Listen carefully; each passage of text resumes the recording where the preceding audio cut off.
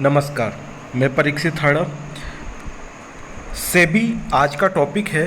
Capital market के ऊपर पूरी निगरानी का जो काम दे रखा है वो सेबी का है। सेबी की फुल फॉर्म है security exchange board of India. आज हम इसके बारे में पढ़ेंगे।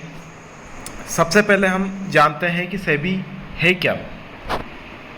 तो भारतीय प्रतिभूति और विनिमय बोर्ड अर्थात सेबी भारत में प्रतिभूति और वित्त का नियामक बोर्ड है। स्थापना इसकी 12 अप्रैल 1988 में हुई और इसका मुख्यालय मुंबई में है। ध्यान रखिएगा, इसकी स्थापना हुई है 12 अप्रैल 1988। कई बार पूछा जा चुका है प्रश्न। और इसका मुख्यालय मुंबई में है। ये दोनों चीज़ें आपको याद रखनी है। सेबी को सांविधिक निकाय का दर्जा 1992 में दिया गया था।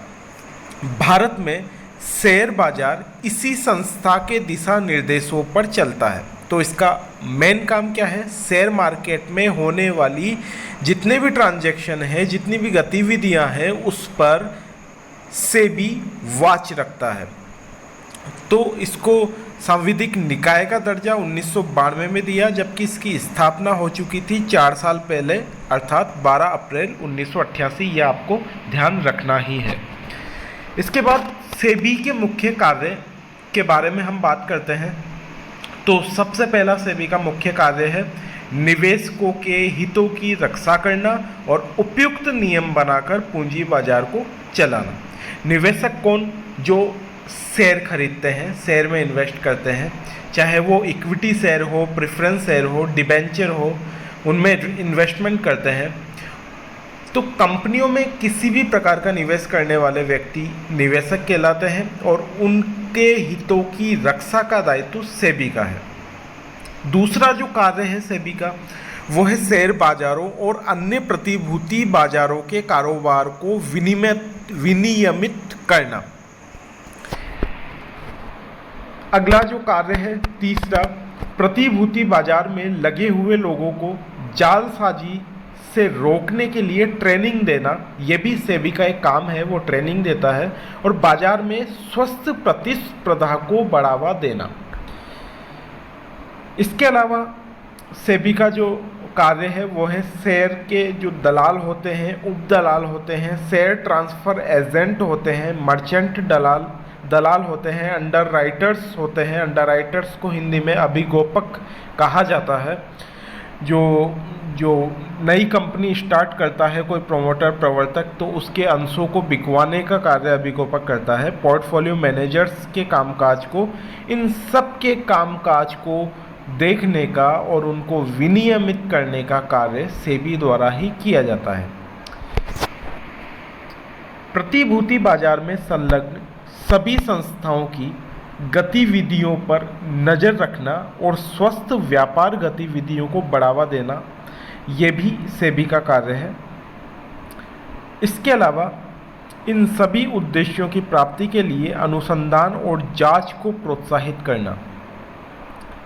सारांश रूप में हम कह सकते हैं कि भारत में जो शेयर बाजार हैं उसमें सेबी की भूमिका एक ऐसे सतर्क प्रहरी की है जो निवेशकों के हितों की रक्षा के लिए हर समय तैयार बैठा है। तो सेबी की भूमिका हम एक प्रहरी के रूप में मान सकते हैं जो बिल्कुल हितों के रक्षा के लिए तैयार रहता है हमेशा निवेशकों के।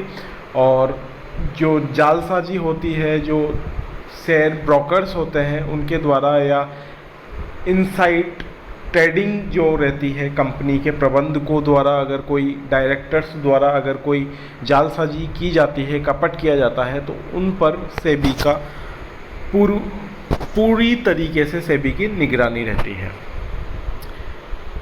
प्रतिभूति बाजार में भ्रष्टाचार को खत्म करना, म्यूचुअल फंड कंपनियों की सामूहिक निवेश योजनाओं को पंजीकृत और इनकी व्यापारिक गतिविधियों पर कड़ी नज़र रखना, ये भी सेबी का एक कार्य है। म्यूचुअल फंड, अगर ये टॉपिक आपने नहीं पढ़ा है तो म्यूचुअल फंड के बारे में जान लीजिए। म्यूचुअल फंड एक ऐसी संस्था होती है जहाँ पर जो शेयर होल्डर्स होते हैं, जो कंपनी में डायरेक्ट शेयर नहीं खरीदना चाहते, क्योंकि उन्हें शेयर मार्केट की इतनी नॉलेज नहीं होती, तो वो म्यूचुअल फंड में अपने पैसे को इन्वेस्ट करते हैं, क्योंकि म्यूचुअल फंड में कुछ एक्सपर्ट लोग बैठे होते हैं जो कि इन इन्वेस्टर्स का पैसा सही जगह लगाते हैं और उनको ज़्यादा से ज़्यादा रिटर्न या मुनाफा दिलवाने की कोशिश करते हैं।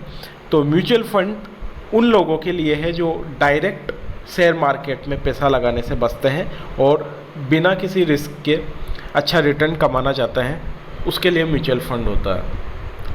तो इन म्यूचुअल फंड की जो गतिविधियां होती है उस पर वॉच रखना बहुत ज़रूरी हो गया है, और आजकल तो म्यूचुअल फंड का कॉन्सेप्ट बहुत ज़्यादा बढ़ता जा रहा है। तो उसके लिए सेबी ज़रूरी कदम उठाता है और जितनी भी नियम कानून बने हुए हैं उनकी अनुपालना की कोशिश करता है। नए निवेशकों के लिए ट्रेनिंग की व्यवस्था, जैसे ट्रेनिंग बुकलेट छपवाना, आंतरिक व्यापार यानी इनसाइडर ट्रेडिंग को ख़त्म करना, ये काम भी सेबी द्वारा किया जाता है। अब ये इनसाइडर ट्रेडिंग क्या है, ये एक बहुत महत्वपूर्ण प्रश्न है और ये कभी पूछा जा सकता है कि इनसाइडर ट्रेडिंग होता क्या है। तो ये हम समझते हैं।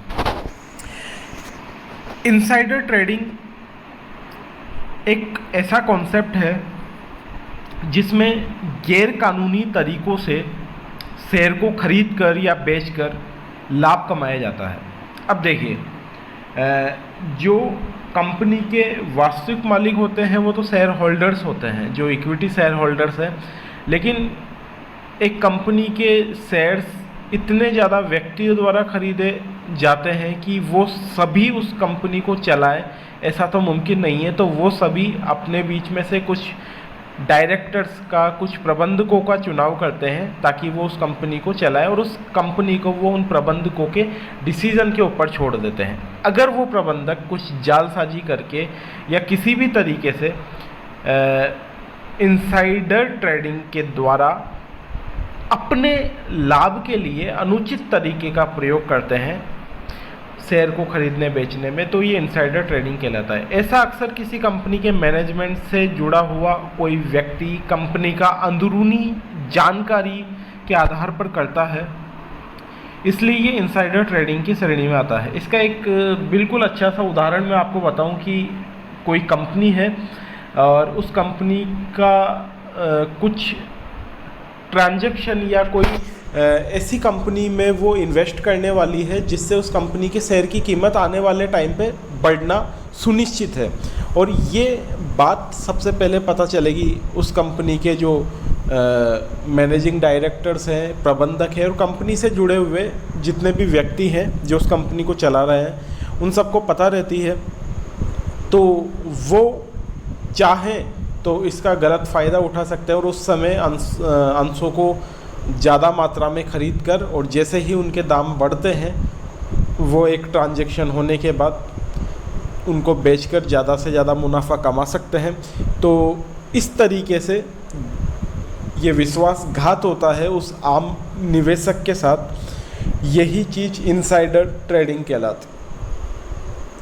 चलिए अब जानते हैं कि ये तो सेबी के कार्य थे जिसमें उसने निवेशकों की रक्षा की, उसके म्यूचुअल फंड को कैसे चलाया जाए, दलालों को, अंडरराइटर्स को, अभिभावकों को, इन सब के बारे में उसके जो भी कार्य थे वो हमने पढ़े। अब जानते हैं हम सेबी के पावर्स क्या है, उसकी शक्तियाँ क्या है और उनका वो किस प्रकार से प्रयोग करता है सेबी। तो सेबी की शक्तियों में सबसे पहले हम पढ़ते हैं, जब स्टॉक एक्सचेंजों की बात आती है तो सेबी के पास स्टॉक एक्सचेंजों में कार्यों से संबंधित किसी भी कानून को विनियमित करने और अनुमति देने की शक्ति है। इसमें सभी स्टॉक एक्सचेंजों के लिए रिकॉर्ड और खातों की पुस्तकों को पाने की शक्तियां हैं। ये खास बात है कि सेबी जब चाहे, जब इन स्टॉक एक्सचेंज का जितने भी रिकॉर्ड होते हैं, जितने भी उनकी बुक्स होती है, जर्नल्स होती है, खातों की पुस्तकें, उन सब को पाने की शक्तियाँ सेबी के पास होती है। ये स्टॉक एक्सचेंजों के कामकाज में समय समय पर जांच और रिटर्न कर सकता है। यदि स्टॉक एक्सचेंजों में कोई खराबी पाई जाती है तो वह सुनवाई भी कर सकती है और निर्णय भी पारित कर सकती है। जब कंपनियों के उपचार की बात आती है तो ये देश की किसी भी स्टॉक एक्सचेंज से कंपनियों को लिस्टेड या डीलिस्टेड करने की शक्ति रखती है। फिर से सुनिए, जब कंपनियों के उपचार की बात आती है तो यह देश की किसी भी स्टॉक एक्सचेंज से कंपनियों को लिस्टेड भी या डीलिस्टेड भी यानी उसका रजिस्ट्रेशन समाप्त करने की शक्ति भी सेबी के पास है। यह अंदरूनी व्यापार यानी इनसाइडर ट्रेडिंग के सभी पहलुओं को पूरी तरह से विनियमित करने और किसी कंपनी को अनैतिक काम करते हुए पकड़े जाने पर दंड और निष्कासन की घोषणा करने की शक्ति भी रखता है।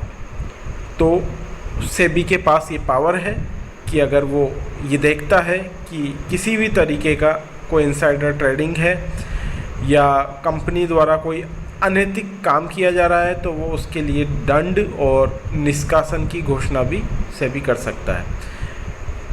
अगली जो पावर है सेबी के पास वो है कि कंपनियों को अपने शेयरों को एक से अधिक स्टॉक एक्सचेंज में लिस्ट कर सकता है।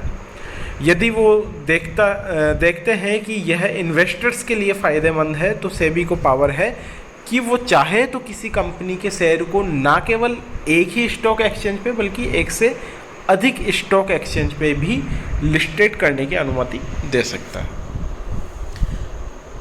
अगली पावर है इन्वेस्टर्स की सुरक्षा के लिए सेबी के पास आम जनता की सुरक्षा सुनिश्चित करने के लिए कानूनी नियमों का मसौदा तैयार करने की शक्ति भी है, यानी वो खुद कानूनी मसौदा तैयार कर सकता है।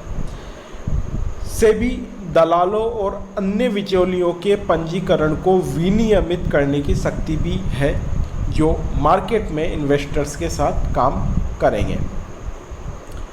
अब ये सब पावर्स तो वो जो कॉमन शक्तियाँ थी, सामान्य शक्तियाँ थी सेबी के पास, एक खास बदलाव वित्त विधेयक 2019 में हुआ वो मैंने यहाँ शामिल किया है, वो आपको जानना चाहिए। एक नई धारा जुड़ी है 15H तो ये धारा क्या है और सेबी अधिनियम में और इस धारा में क्या पावर सेबी के पास आई है वो हम पढ़ते हैं। तो वित्त विधेयक 2019 के तहत सेबी अधिनियम में एक नई धारा 15H जोड़ी गई है। आपको ध्यान रखना है 15H कब जोड़ी गई है, वित्त विधेयक 2019 के तहत जोड़ी गई है। इस धारा में क्या शक्ति मिली है सेबी को? यदि कोई ऐसा व्यक्ति किसी जांच में बाधा डाले या उसे प्रभावित करने के उद्देश्य से आंकड़ों के साथ छेड़छाड़ करे तो उस पर 10 करोड़ रुपए या इस कार्य से प्राप्त गैर कानूनी लाभ की 3 गुना राशि जो भी दोनों में अधिक हो तक का जुर्माना लगा सकता है। तो कोई व्यक्ति अगर जांच में बाधा डाल रहा है या किसी भी प्रकार से जांच को प्रभावित कर रहा है, डाटा के साथ छेड़छाड़ कर रहा है, तो क्या है जुर्माना 10 करोड़ रुपए या फिर उसने जो गैरकानूनी लाभ प्राप्त किया है उसका 3 गुना, इन दोनों में जो भी अधिक होगा वो उसको जुर्माना लग सकता है।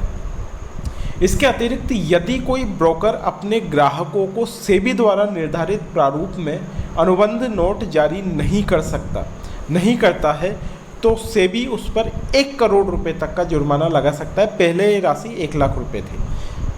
कोई ब्रोकर दलाल अपने ग्राहकों को सेबी द्वारा निर्धारित प्रारूप में अनुबंध नोट जारी नहीं करता है तो फिर 1 करोड़ रुपए का जुर्माना भरने के लिए उसे तैयार रहना चाहिए। तो ब्रोकर को अब चाहिए कि वो निर्धारित प्रारूप में अनुबंध नोट जारी करें। पूर्व में राशि 1 लाख थी जो अब आपको ध्यान नहीं रखनी है, आपको ये राशि 1 करोड़ ध्यान रखनी है। तो ये 2 चेंज हुए थे वित्त विधेयक 2019 में धारा 15H के अनुसार। सेबी के उद्देश्य क्या है, सेबी के कार्य हमने पढ़े हैं, सेबी की शक्तियाँ क्या क्या है, पावर क्या क्या है और 2019 विधेयक में क्या चेंज हुआ था वो हमने पढ़ लिया। लेकिन सेबी के उद्देश्य क्या है ये एक अलग चीज़ है जो हम पढ़ते हैं। सेबी के उद्देश्य निम्नलिखित है।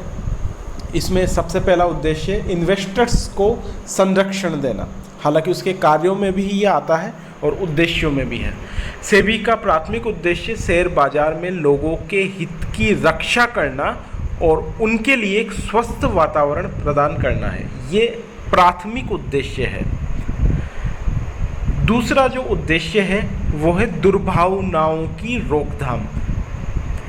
यही कारण था कि सेबी का गठन किया गया था। मुख्य उद्देश्यों में से दुर्भावनाओं को रोकना उनमें से एक है। और तीसरा जो सेबी का उद्देश्य है वो है उचित और योग्य कार्य। सेबी कैपिटल मार्केट के क्रमबद्ध काज के लिए जिम्मेदार है और दलालों, उपदलालों आदि जैसे वित्तीय मध्यस्थों की गतिविधियों पर कड़ी नज़र भी रखता है।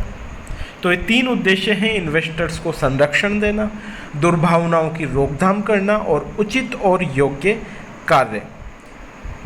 इन सब का उद्देश्य लेकर सेबी चलता है।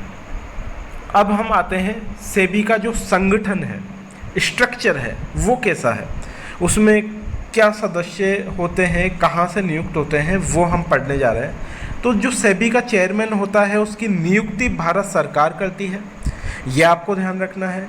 सेबी के 2 सदस्य केंद्रीय वित्त मंत्रालय के अधिकारी होते हैं। 1 सदस्य आरबीआई से आता है और 5 सदस्य भारत की यूनियन सरकार द्वारा नियुक्त होते हैं। जो केंद्र सरकार है उसके द्वारा नियुक्त होते हैं। तो टोटल मिला के चेयरमैन के अलावा 8 सदस्य हुए और चेयरमैन समेत 9 सदस्य। तो सेबी बोर्ड में 9 सदस्य शामिल हैं। भारत सरकार द्वारा नियुक्त चेयरमैन है और 2 सदस्य केंद्रीय वित्त मंत्रालय के अधिकारी हैं, ऑफिसर्स हैं। भारतीय रिजर्व बैंक आरबीआई का 1 सदस्य है और भारत सरकार के यूनियन द्वारा नियुक्त 5 सदस्य हैं। तो इस प्रकार से टोटल 9 सदस्यों की टीम रहती है जिसमें एक चेयरमैन रहता है। ये आपको ध्यान रखना है। कभी कभार पूछा जाता है कि आरबीआई द्वारा सेबी में कितने सदस्यों की नियुक्ति होती है, ये पूछा गया प्रश्न है, तो आपको ध्यान रखना है 1 सदस्य की नियुक्ति आरबीआई द्वारा